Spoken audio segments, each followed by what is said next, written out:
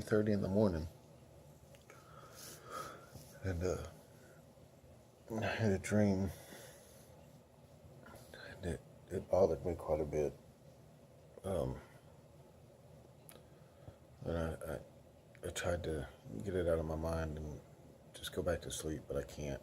I was feeling like I needed to write it down, but I'm going to record it instead.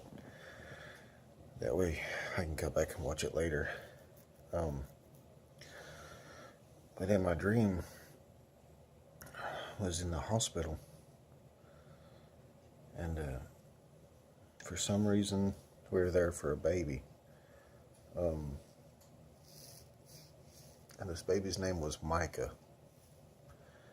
And it was mine and Crystal's,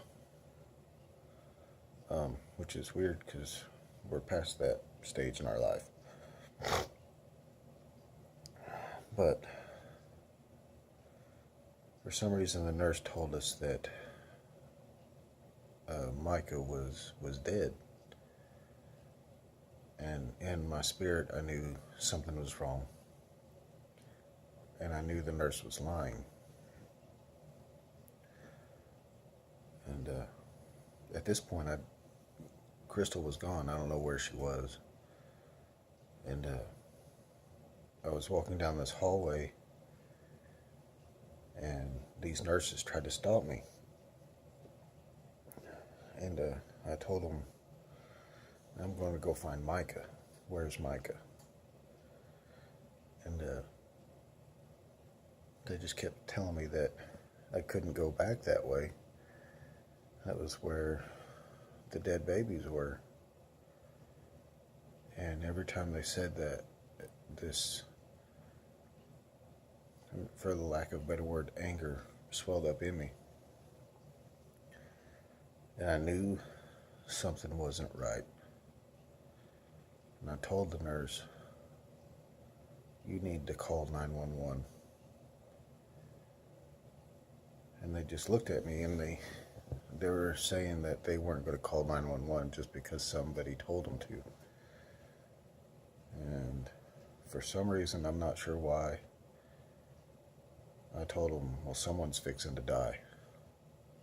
And I walked off as they started calling 911.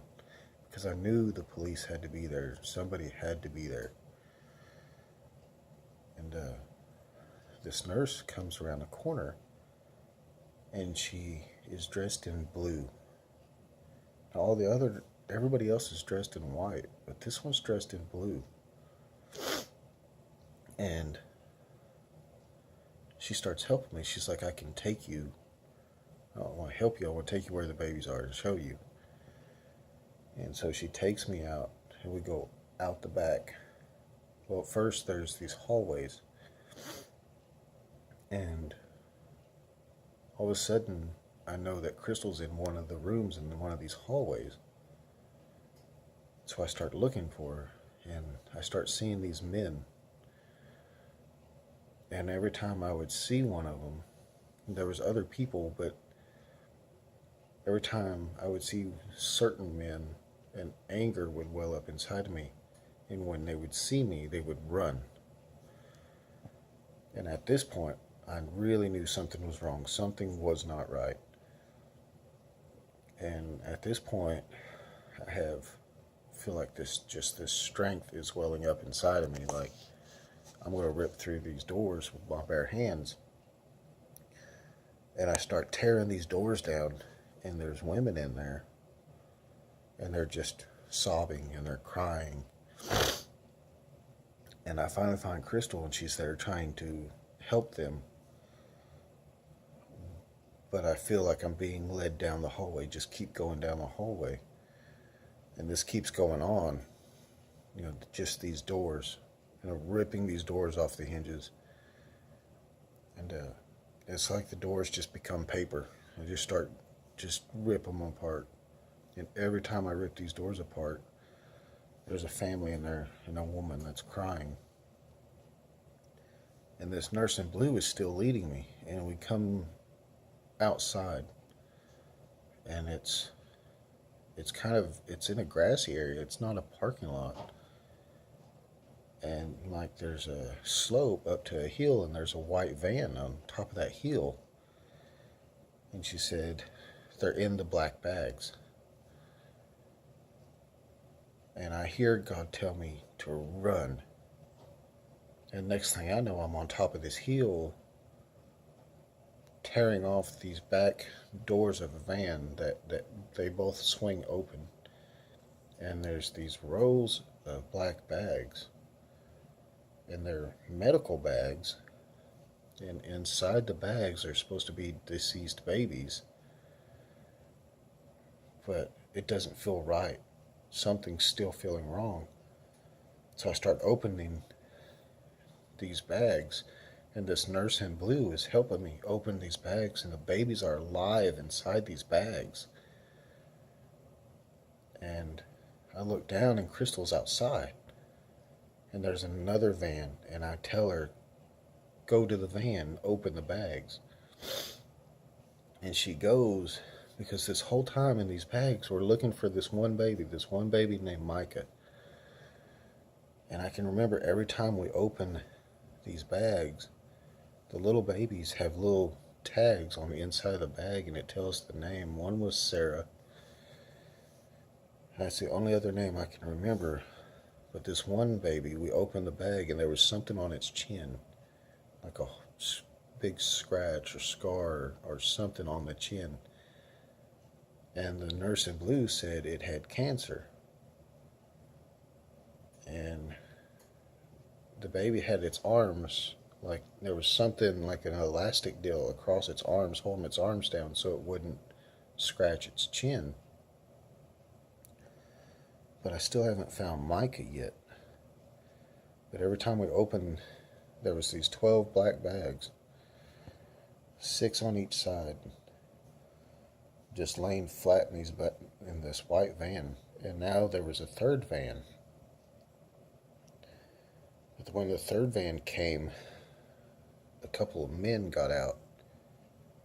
And when I saw those men, God said, go. And I took off after these men. And I could never catch them. They just scattered. And it was like they just disappeared. And I get in this van, and I'm looking around, and there's more black bags. And in some of the bags, the babies have died. But a couple of the bags had alive babies in them. And I look back, and all of a sudden, on the bottom side of this hill, there's all these kids of different ages. And I look back, and I can't find the nurse in blue. So I start hollering at these kids to find the nurse in blue. She'll help you. And they don't really seem to hear me. And then I notice there's a couple of older boys, maybe 10 to 13 years old. And they look up at me, and they understand what I'm trying to say, because I feel like I'm far away from them at this point. And they take off to go look for the nurse in blue. And they take off towards the van that Crystal's in. And I see her coming with a baby in her arms, and just tears falling on her face. And at that point, I knew we found Micah. But I woke up at that point. But back after waking up and sitting there and looking at the dream, and just going over and over in my mind about what it was, and the nurse in blue, we never found the nurse in blue. It was like she just disappeared. The cops got there. They found all these babies. There was this big deal. It got put on the news. And I just sat there and thought about it. Didn't know. So I just asked God, I said, what's going on, Lord? And it was like I go back into the dream. And I know at this point I'm actually awake because I look over and I see the clock. And it's 3:33. And I'm like, okay. So I just start praying, Lord, just help me. Lord, what's this mean? Lord, Lord, just Lord. It's all I could just say was just Lord. And it was like I slipped back off into the dream. And I start noticing what I'm wearing, and I'm wearing all black. And it's not like a t-shirt, but it was like a kind of like a nice button up that almost looked like a coat, but it was a shirt and black. I don't know if they were slacks. I'm not sure what they were, but they were just this purest black I've ever seen. But it felt like exercise clothes, but it looked like dress clothes. And the cops were there, and then the one guy that I kept seeing, that every time I'd see him, this anger would well up inside me. They had him. The cops had this guy. And they looked at me and they said, "Is this him?" And I said, "Yes, that's the guy. That's the guy that I've been chasing." And somehow the guy breaks free, grabs the cop's gun, and he shoots me 7 times. And I'm standing in front of Crystal and this baby. And the cops get him, they wrestle him to the ground, they get the gun away from him. And I remember saying, "Don't hurt him. He knows more than he knows more." That's all I remember is he knows more. And one of the cops turned and looked and said, "Don't worry, we'll find out." And at that point, I felt like I was dying, but I kept telling the Lord, "Lord, I'm not done yet. Lord, I'm not done."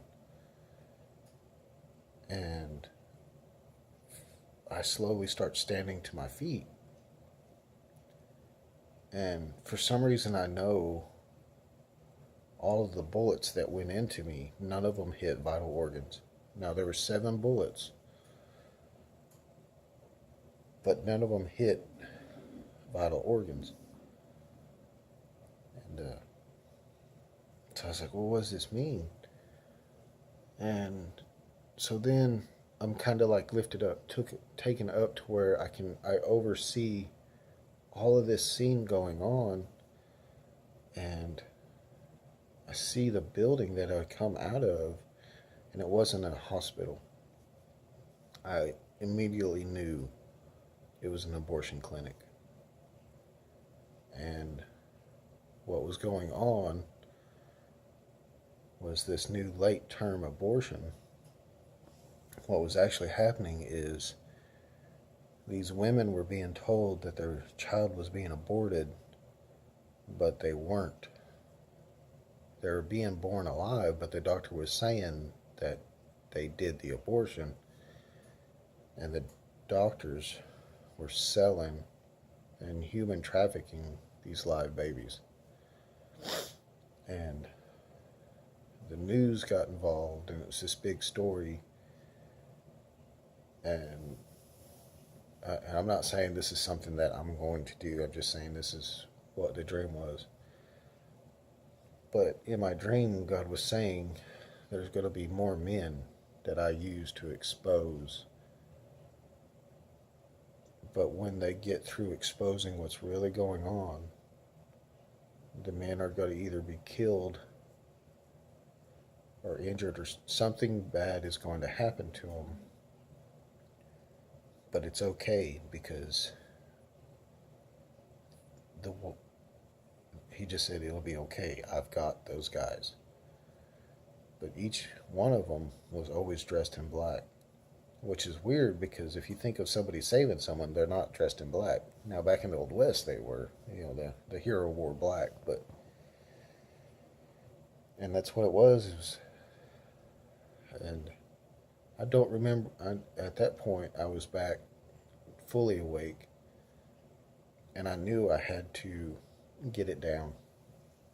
And so I don't know if we're going to come across a child named Micah and a little girl named Sarah, but that was the two names I remember. But what I didn't understand was, where'd all those kids come from? Because they were helping. They were going through the bags. They were helping go through the bags and finding the live babies. And so before I recorded this, I prayed about it, and I asked Lord, so where those babies come from? And He said those were all the ones that didn't make it, that weren't saved, that were either the younger ones were aborted and killed as babies, but then the ones that I saw that were a little older were sold and killed through the slave trafficking. And there was after getting that, I just couldn't. I had to record this. I couldn't go back to sleep. So I don't know. I've never had a dream that bad that affected me that bad. I've had dreams lately, but nothing like that. And I knew where it was going on, and it was in New York. And I mean, that might just be me putting that in there because of what New York has done. But we've got to be praying about this. God is going to release an anger upon that scene. He's going to send people to expose what it is. He's just, Lord, He is so hurt. The Lord's heart is just devastated and broken at the amount of death that we have deemed legal. And He's going to set it straight. He is going to expose it to what it is, and it's pure evil. And I pray that we have the strength and the courage to stand on the Word of God and tell people that it's wrong. You had a choice. The babies don't. You chose to do. The babies don't have a choice. We're there to protect innocent life, not take it.